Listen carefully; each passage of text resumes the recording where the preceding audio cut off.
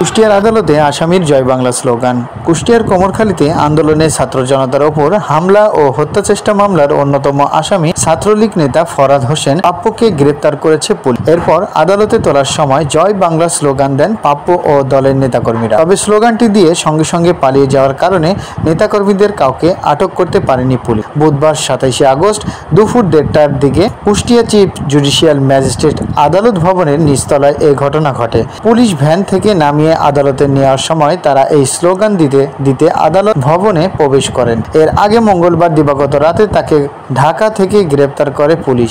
বিষয়টি নিশ্চিত করেছেন কুমারখালী থানার ভারপ্রাপ্ত কর্মকর্তা ওসি খন্দকার জিয়াউর রহমান। গ্রেফতার ফরহাদ হোসেন পাপ্পু কুষ্টিয়া কুমারখালী উপজেলার ইলিঙ্গি এলাকার মতি হোসেনের ছেলে। তিনি কুমারখালী উপজেলা ছাত্রলীগের সহসভাপতি।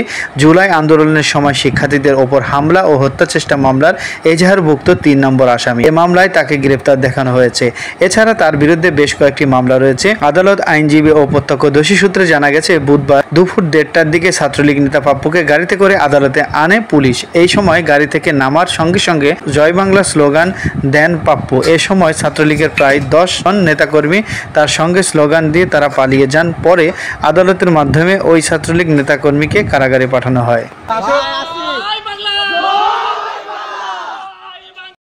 News desk, BD Bangla news 24।